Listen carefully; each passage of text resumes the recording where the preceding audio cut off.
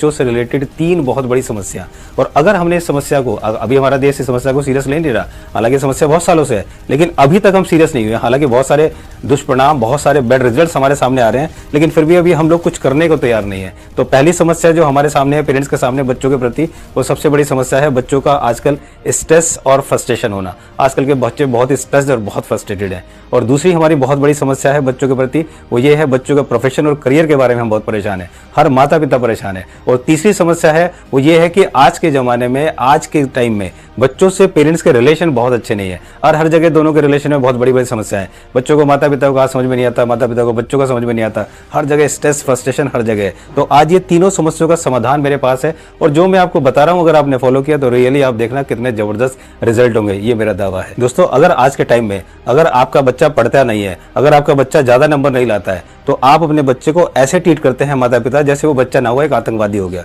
उसको मारते हैं, पीटते हैं, डांटते हैं, टोकते हैं, पता नहीं क्या क्या करते हैं।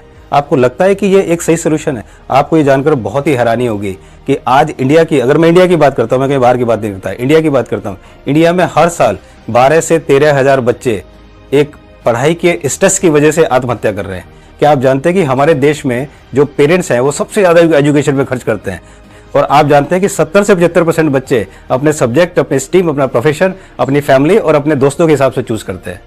आपको ये जान के और भी हैरानी होगी कि हमारे देश में 85% जो लोग हैं वो 35 से 40 साल की उम्र में जाके उन्हें लगता है कि वो गलत प्रोफेशन में आ गए। 35 से 40 साल की उम्र में, तो बताइए जब इतने सारे लोग 35 से 40 साल की उम्र में जाके उन्हें लगता है कि हम गलत प्रोफेशन में आ गए, तो आखिर एक बच्चा कैसे सेलेक्ट कर सकता है कि मैं किस प्रोफेशन में जाऊं? तो ये जिम्मेदारी एक पेरेंट्स की है जिसको ये निभानी चाहिए। आप ये भी बहुत अच्छी तरह जानते हैं कि आज के माँ बाप अपने बच्चे पर इतना पैसा लगाते हैं। एक बच्चा नर्सरी से लेकर 22-23 साल, जब तक वो ग्रेजुएशन, नर्सरी से लेकर ग्रेजुएशन, पोस्ट ग्रेजुएशन, MBA और जो कोई भी प्रोफेशनल कोर्सेज करता है, 22 से 25 साल लगाने के बाद, 30 से 40 लाख रुपए खर्च होने के बाद, ये सारा जोड़ लीजिए, नर्सरी से लेकर और ग्रेजुएशन और पोस्ट ग्रेजुएशन, तो इतने साल लगाने के बाद और इतना करने के बाद भी उसको ये गारंटी नहीं मिलती कि उसको 10,000 की भी एक जॉब लग जाएगी। इज इट राइट और रॉन्ग?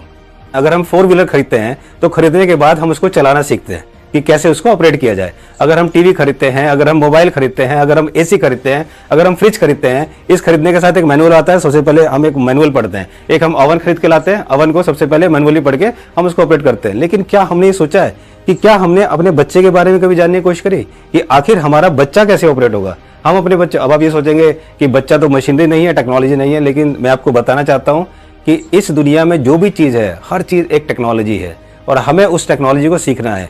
जिस दिन हम उस टेक्नोलॉजी को सीख गए, उस दिन हम अपने आप को बहुत बड़ा सक्सेसफुल बना लेंगे। वैसे तो हर माँ बाप अपने बच्चे के बारे में दावा करता है कि मैं अपने बच्चे को बहुत प्यार करता हूँ, मैं अपने बच्चे के लिए ये करता हूँ, मैं अपने बच्चे के लिए वो करता हूँ। लेकिन अगर आप सच में अपने बच्चे को प्यार करते हैं तो मैं आपसे कुछ पूछता हूँ, जरा बताइए आपको अपने बच्चे के बारे में पता है कि नहीं है? क्या आप जानते हैं कि आपके बच्चे को स्ट्रेस और फ्रस्ट्रेशन क्यों होता है? नहीं पता। क्या आप जानते हैं कि आपके बच्चे के अंदर एक नहीं, अगर आप किसी का बच्चा पढ़ा लिखा नहीं है, बहुत नंबर ज्यादा नहीं लाया, तो आपको लगता है कि वो पढ़ा लिखा नहीं है, वो स्मार्ट नहीं है। लेकिन आप जानते हैं कि हर बच्चे में भगवान एक टैलेंट देके भेजा है जिसको हम गॉड गिफ्टेड टैलेंट बोलते हैं, और हर बच्चे के अंदर 8 मल्टीपल इंटेलिजेंस होता है। क्या आप जानते हैं उस चीज को? क्या आप जानते हैं कि आपके बच्चे का जो लर्निंग पैटर्न है वो क्या है? लर्निंग पैटर्न 3 तरह के होते हैं, एक ऑडिटरी होता है, एक विजुअल होता है और एक एनेस्थेटिक होता है। अगर ये पैटर्न से ही अगर हम बच्चे को पढ़ाएं तो उस बच्चे के 20 से 25% मार्क्स ज्यादा आ जाएंगे।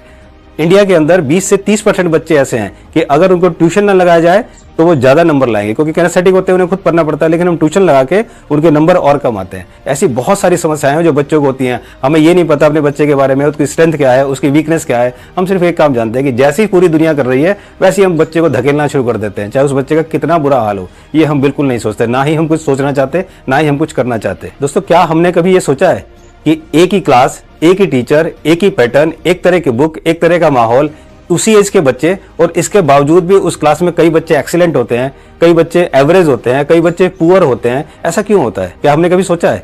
जबकि सब चीज सेम है। हमने कभी ये नहीं सोचा कि आखिर हमारे बच्चे को इतना स्ट्रेस और इतना फ्रस्ट्रेशन क्यों होता है? हमने कभी ये नहीं सोचा कि आखिर हमारा बच्चा इस चीज से क्यों मन चुरा रहा है, क्यों जी चुराता है, क्यों पढ़ाई में उसका मन नहीं लगता? क्या हमने कभी सोचा है? नहीं सोचा। दोस्तों, मैं आपको कुछ के नाम बताता हूँ जिन्होंने बहुत ज्यादा पढ़ाई नहीं करी, लेकिन अपने आप में वो सुपरस्टार है और अपने आप में वो बहुत ऊंची पोजीशन पर है। इनमें सबसे पहले नाम मैं बताता हूँ आपको, धीरूभाई अंबानी जो रिलायंस इंडस्ट्रीज के मालिक हैं, उनकी एजुकेशन 12th पास है। कैलाश कटकर जो कि क्विक हिल टेक के फाउंडर हैं, उनकी एजुकेशन 12th पास है। रितेश अग्रवाल जो कि ओयो रूम्स के फाउंडर हैं, उनकी एजुकेशन 12th पास है। राहुल यादव हाउसिंग.com के फाउंडर जो कि बीटेक ड्रॉप आउट हैं। कुणाल शाह जो कि फ्री चार्ज के फाउंडर हैं, वो MBA ड्रॉप आउट है। इसके अलावा Azhar Iqbal IIT Delhi BTech drop out. Krishnit Arora tech security के founder, he is only 12th class pass. इसके अलावा भी बहुत सारे लोग हैं, जैसे स्टीव जॉब्स जो एप्पल के फाउंडर हैं, वो भी BTech ड्रॉप आउट हैं। बिल गेट्स जो माइक्रोसॉफ्ट के फाउंडर है, BTech drop out. Michael Dell जो कि डेल टेक्नोलॉजी के फाउंडर है, he is also 12th class pass. Apart from this, the founder of Uber, the founder of Twitter, the founder of WhatsApp and the founder of Facebook, founder of Oracle. तो दोस्तों इनके अलावा भी हजारों नाम हैं जो मैं आपको बता सकता हूं, जो आपको दे सकता हूं, जिन्होंने बहुत अच्छी क्वालिफिकेशन ली, लेकिन आज वो और सफलता के शिखर पर है। और जानते हैं इसका रीजन क्या है? इसका रीजन ये है कि इन सब लोगों ने अपने अंदर अपने इनबोर्न क्वालिटी को, अपने इनबोर्न टैलेंट को पहचाना और उस टैलेंट को ही इन्होंने अपना पैशन बना के उसको प्रोफेशन में कन्वर्ट किया। और यही रीजन है कि आज वो इतने बड़े स्टार हैं, इतने बड़े लोग हैं। तो यही मैं आपको बताना चाहता हूं कि अगर हमने अपनी इनबोर्न क्वालिटी और अपनी इनबोर्न टैलेंट को पहचाना और उसके अकॉर्डिंगली अगर हमने अपने बच्चों को अपनी लाइन दिखाई, उनको लाइन दी, तो देखिए आपके बच्चे क्या कर जाएंगे। अब सबसे बड़ा सवाल दोस्तों ये उठता है कि आखिर हमें कैसे पता चले कि हमारे बच्चे के अंदर इनबोर्न टैलेंट या गॉड गिफ्टेड टैलेंट क्या है? आखिर हमें कैसे पता लगे? तो अगर हमें आपको ये याद नहीं पता तो इसका जवाब है DMIT fingerprint test. DMIT stands for dermatoglyphic multiple intelligent test. दोस्तों ये वो टेस्ट है जो बच्चे के फिंगरप्रिंट से लिया जाता है और ये टेस्ट हमारे बच्चे का ये बताता है कि बच्चे की स्ट्रेंथ क्या है, बच्चे की वीकनेस क्या है, बच्चे के अंदर कितनी मल्टीपल इंटेलिजेंसीज है, बच्चे की पर्सनैलिटी क्या है, बच्चे को किस सब्जेक्ट्स में जाना चाहिए, बच्चे को किस प्रोफेशन में जाना चाहिए, बच्चे को कौन से स्ट्रीम में जाना चाहिए। ये सारी समस्याओं का समाधान ये टेस्ट है। This globally recognised science of DMIT fingerprint test. ये जो है पूरे विश्व में बहुत से कंट्रीज हैं, मोर देन 160 प्लस कंट्रीज हैं वर्ल्ड में जो कि इस टेस्ट को यूज करती हैं और उसके हिसाब से अपने जितने भी बच्चे हैं उनको प्रोफेशन में जाने के लिए या उनके करियर सिलेक्शन में बहुत कुछ गाइडेंस इनसे मिलता है।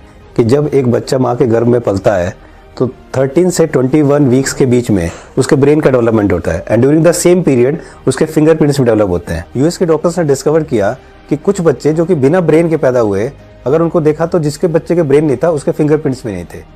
अब मैं आपको ये बताता हूँ कि DMIT टेस्ट करने का प्रोसेस